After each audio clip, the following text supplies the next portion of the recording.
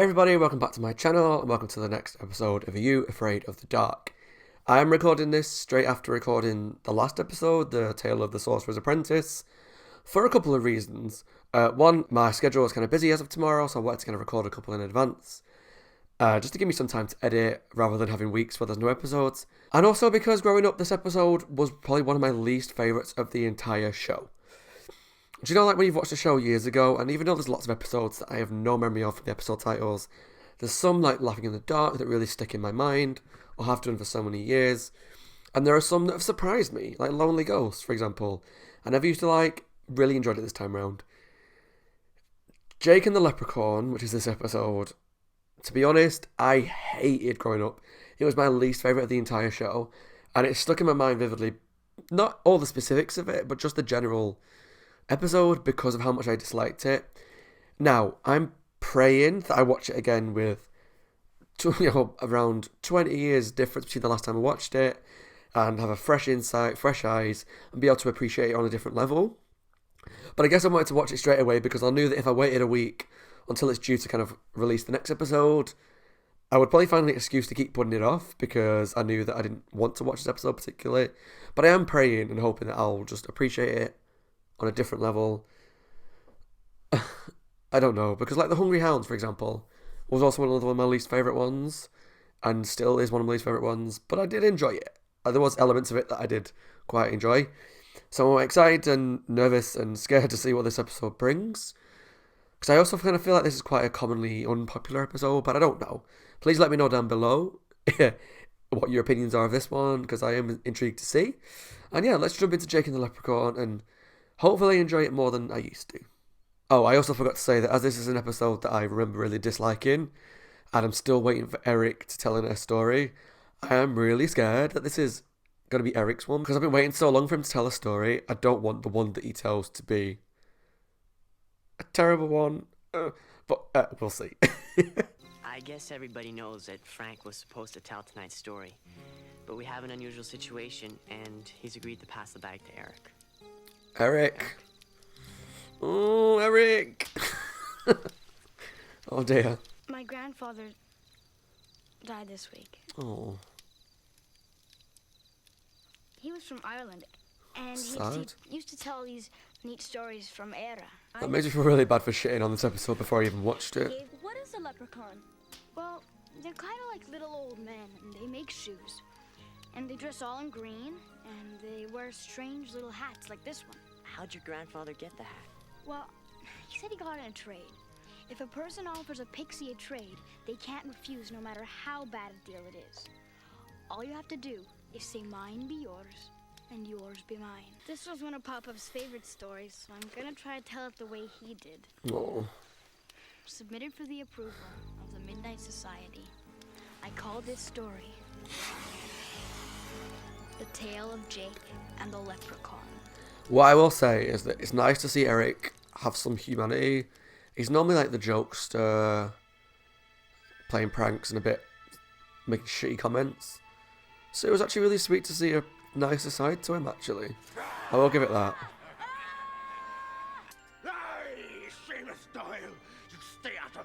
I do remember that this is a play. This is why it's so kind of overly cheesy. Sorry. Somebody help me with this wig. Yeah, it was actually nice to see Eric and his backstory a bit more.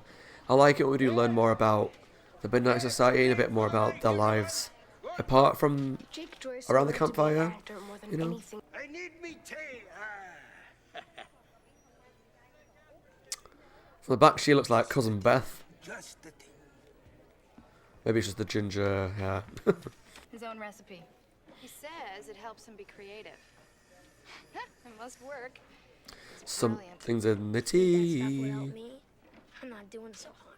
Jake! Oh, Jake!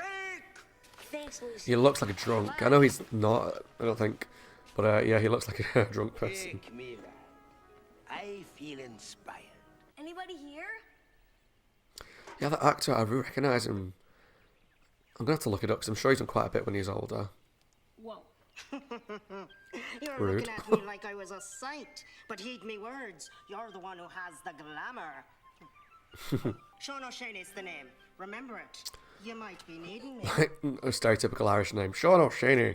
I'm looking for some special herbs to make tea. Do you carry these? You've come to the right place. Bluebells, foxgloves, and ragweed. How dare you bring this here? It's just... You'll not be getting such herbs here. A pox upon you for asking. It's just for tea. I know what it's for. Off with you, off.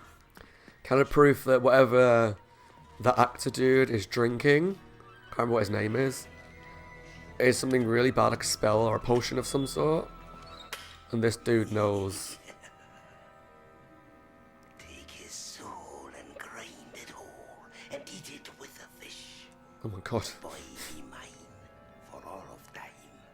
This is what I wish. That sounds a bit pervy. You might want to reword your spell. That sounds like you're, I'm not even going to say it. The fairy ring, the dancing sing, the mortal bloom a die. This rhyme is literally giving me, like, flashbacks to just being a kid and going, what's this shit? Turn me now into a spirit bright and leave behind the human plight? What? Was he drinking the stuff that was in the tea? Keep going on. Don't stop now. You're on to something. No. So it's like he's not poisoning him, but Me lad. when he drinks that stuff, something weird happens to him. Go away, you're not welcome here.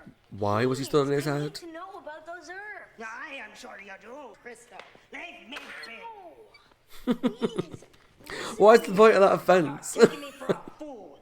Why are you giving him like his own little tiny house to live in? It feels a little bit You saw it? offensive. Like, I'm changing.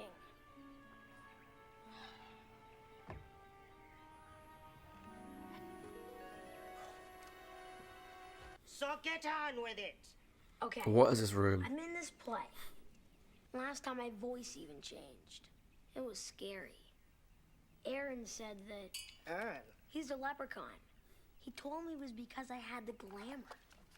That's what you called it too. So Aaron is trying to change him into a leprechaun Maybe in I the was play, nervous about the play. and maybe using the play to disguise the fact that Don't he's know about actually these doing it. herbs, do you? Yours be mine and mine be yours. Was all it took. Cost me my favorite toothpick. Why? You want to come? I wouldn't miss it for all the suds in Dublin. Come on, Sean, go and save the day from the evil leprechaun. I guess what I am trying to take from it that I do enjoy is that there's this play about the leprechaun is trying to change the boy into a leprechaun, which is kind of silly, but an actual leprechaun, it seems, is using the play to cover up the fact that he's actually doing it to the boy. So that is interesting. And all these like scripts with the Turn me now with the spells spirit bright and this potion that he's using is actually all real. Come on, Sean. Uh-oh. Lucy! Lucy! Who's been mucking with these rods? I want everybody, all the actors. Like no one would have noticed him. Take a deep breath and look at yourself. Aaron wouldn't do this to me. How do you explain your ears then, Would Chuck? if he is who I think he is. Where does this Aaron dwell? That's my hat. Is this in his changing room? All this stuff? Suspicious. Not very subtle. Pet toad? That's no toad, lad. It's a changeling. It's a changeling. I don't know why he was going to say that. Do you know what? At least they're better. Ew. At least they're better hidden than bloody. Ew. Day Day and Emma. Ew. Were in Night of the Neighbours under that bloody table.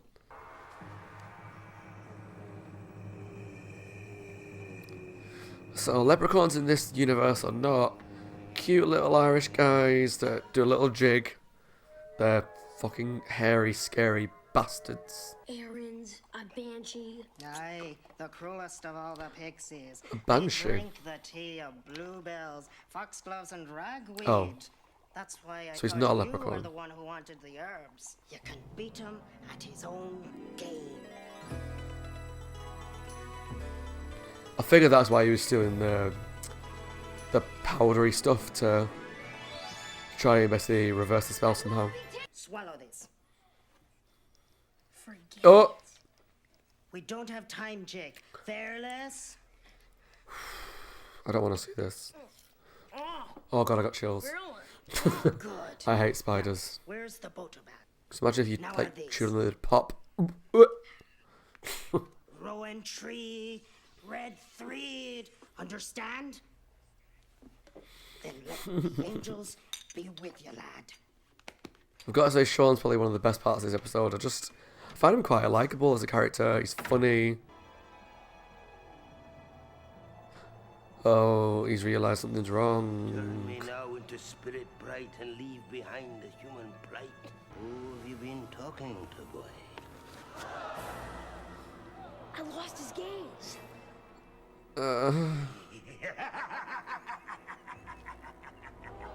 Oh god, that was quick. You're not afraid, are you? Guys, Do what that is- What is it? bet Did we thing miss that you this have to in rehearsal or say. something? What is this?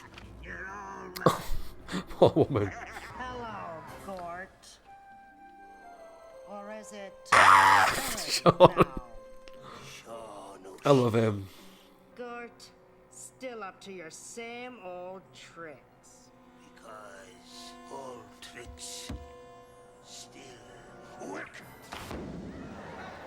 Oh, it'll be okay. He dodged rolled straight out that way. Also, Sean is a leprechaun, right? Okay. I thought that he was like an evil leprechaun. Obviously, he's a banshee.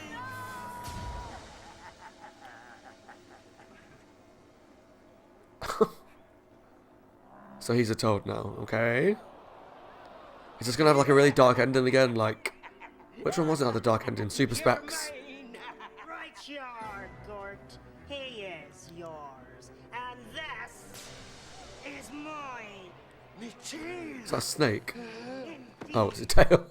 Pray. So they've done battle before. Oh. Yours be mine, and mine be yours. Yes.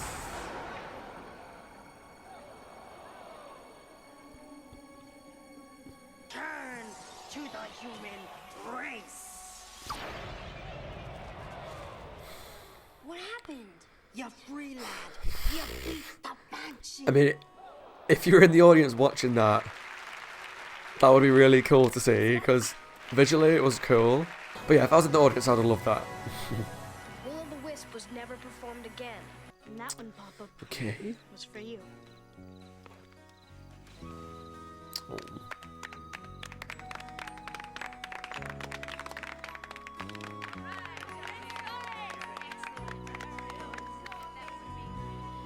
That's so sweet. Oh. Okay, I'm happy to say that there are things from this episode that I enjoy. I haven't come out of it just hating it like I did last time. So I am happy to say there are bits that I can enjoy from this, which is good. Just looking at the Midnight Society parts of the episode to start with, it was so sweet, and I mentioned it earlier on in the episode of this reaction. It was nice to see the human side of these characters, because sometimes we just get kind of their generic personalities when they're around the campfire and they tell the stories. And it was nice to see Eric not being the little shitty guy that he normally is, and that he has a sweet side, and that he was actually emotionally upset about his granddad dying. And it was just nice to see a different side to him, and it was kind of sweet. And it was kind of emotional, like when they were all hugging him at the end. And that was nice. I enjoyed that, because it made me have a different opinion of Eric. And made me go into the start of the episode with my defences down a little bit more, because I was like, oh, he's so sweet. So my initial reaction of, oh, I'm not going to look forward to this, was kind of taken down and put to one side, which I liked. That's a really good part of the story. The story itself, I have very mixed feelings on. The bits that I loved, Sean O'Shaney, I think his name was the highlight of this story. He's he's a great character. He was like heroic but supportive of Jake, in using the bloody episode title of Jake all the way through. And I really liked him. I thought he was like the best part. He just really lifted the episode up from being kind of generic, but because he inserted a lot of the comedy into it. Now the Banshee and the dude who was the villain, he looked visually cool towards the end, but he was actually being the Banshee. He looked quite cool, but overall, I didn't love him. He wasn't like a villain that you root for or a villain that you want to succeed, or you just enjoy watching them do their plans. Like there are villains in horror films and Disney films, whatever. But even if you want them to not win, you still love watching them because they're charismatic or they're funny or they're just like visually kind of interesting, like Ursula or Hades, Maleficent. Whereas this guy, he looks kind of cool as a Banshee, but you didn't really want him to win. You didn't really root for him. I didn't really care for him. I wanted to see Sean most of the time, and I was excited for Sean to show up and kick his ass. Well, not literally kick his ass, but turn the tables and get him back on his own plan. The idea of the whole play being real but fake, but covering up a real spell, and using the actual spells and the potions that were in the play, but they're actually real, all that kind of stuff was kind of meta and kind of cool, and I enjoyed that because it's quite a smart plan as the Leprechaun, I keep calling him the Leprechaun, as the Banshee, to do it inside a real play because people won't know what's going on. It's only the fact that Jake got the ingredients of the drink and went to see Sean that the plan came undone. I feel like if he never did that, there's a good chance that Jake would have turned into a toad or a changeling. But just the fact that he went to get the drink, because the Banshee wasn't subtle about this drink stuff, he could have easily done it where he wasn't, where he was just kind of did it behind the closed doors, no one would have noticed, but being a typical like over the top of 90s villain, he had to make his plan really obvious. I don't know why I'm all like jazz hands today, but hey. The play thing was interesting because visually it worked. Like if I was in the audience, like I said then, and I saw this Banshee appear, this guy just magically turned into an evil guy, and then this Sean appeared, and there's magic spells and puffs of smoke and people disappear, I would have really enjoyed it. And but overall with this episode, I did take more from it than I used to. I didn't hate it. I didn't love it. I just find it kind of cheesy. And I don't really care for the villain in this one. The main dude, Jake, was okay, kind of generic. But Sean was the only one that really kind of I rooted for and wanted to see more of. I loved his character. Hilarious and just really good. Really well played. But everyone else was kind of meh for me. But overall, the episode was kind of fun.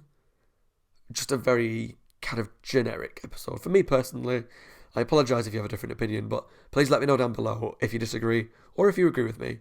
But yeah, that was episode 10, Jake and the Leprechaun. Please let me know what you thought in the comments below. Subscribe if you enjoyed this reaction. There's some more videos to my right that you might be interested in taking a look at. If you like You Afraid of the Dark, please check out a series called Creeped Out. That's on my channel. Essentially, it's like a modern day You Afraid of the Dark, children's horror anthology, all different stories, some good villains. But yeah, thank you for watching, guys. Take care of yourselves, and I'll see you all in episode 11, The Tale of Dark Music, which I hear is a brilliant episode that I have no memory of. So, excited for that one. So yeah, take care of yourselves, and thanks for watching.